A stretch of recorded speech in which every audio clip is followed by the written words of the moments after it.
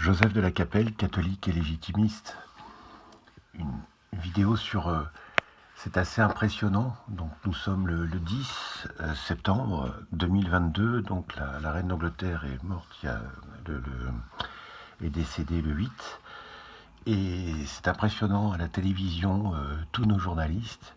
Et surtout, enfin je parle de Marc Menant parce que c'est quelqu'un que j'apprécie énormément, qui est très fort au niveau historique et tout ça. Mais enfin, toute l'année, on l'a vu beaucoup sur CNews, etc.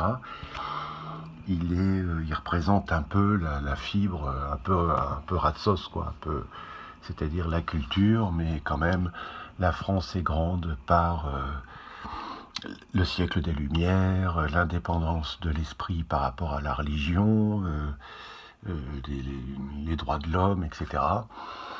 Et puis là, avec la reine, il nous expliquait très bien d'ailleurs que la reine était sacrée, donc il y a un sens de la transcendance qui fait l'unité du Royaume-Uni, etc., et du Commonwealth. C'est de la schizophrénie pure, quoi. Et alors lui, bon voilà, c'est symptomatique, mais tous les journalistes là nous parlent du Royaume-Uni, du Commonwealth, parce que c'est quand même la première puissance, le Commonwealth au niveau mondial. On parle tout le temps de la Chine, des États-Unis, de la Russie, de l'Inde, etc. L'Inde fait partie, entre autres, du Commonwealth. Ce que peu de Français savent, avec une puissance d'une autonomie et tout ça, et puis au niveau nucléaire, etc. C'est-à-dire qu'il y a une autonomie, mais enfin, ça fait partie quand même du Commonwealth. Donc ça, plus l'Australie, plus le Canada, et plus, enfin donc il y a 50 États en tout, donc c'est énorme.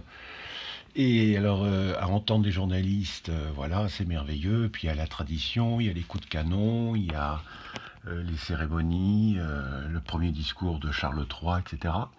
Et dans 15 jours, ils vont nous faire chier encore avec la laïcité, les Lumières, la République.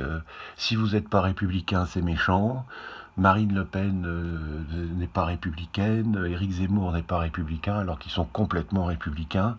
Trop d'ailleurs. Enfin, au moins, Éric Zemmour, lui, il ouvre une porte. Il dit attendez, notre histoire, c'est quand même autre chose. C'est assez impressionnant. Une sorte de schizophrénie journalistique qui est assez frappante, quoi. On a un roi en France, si vous aimez la monarchie, on a un roi, on a une reine, vous pouvez les inviter sur les plateaux télé, qui est les gens qui restent avec Macron, c'est libre à eux. Mais ceux qui font allégeance au roi, pourquoi il n'est pas sacré à Reims? Posez-vous la question. Pourquoi, depuis la mort de Charles X, 1836, l'archevêque de Reims est un peu lent pour sacrer le roi? Posez-vous les bonnes questions, essayez d'analyser, essayez de voir. La France est à Dieu aussi, hein. Aujourd'hui, elle est au diable, mais il y a aussi une part de la France, il y a des Français qui sont à Dieu. Et on a le sacre aussi, on a la grandeur de la France, on a une France qui appartient à Dieu.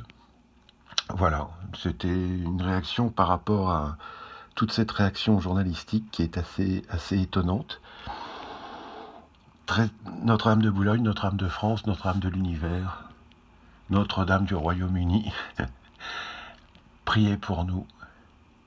Saints anges gardiens, tous les cœurs angéliques, protégez-nous. Tous les saints et les saintes du ciel et du purgatoire, priez pour nous. À très bientôt à tous. Deus et Rex.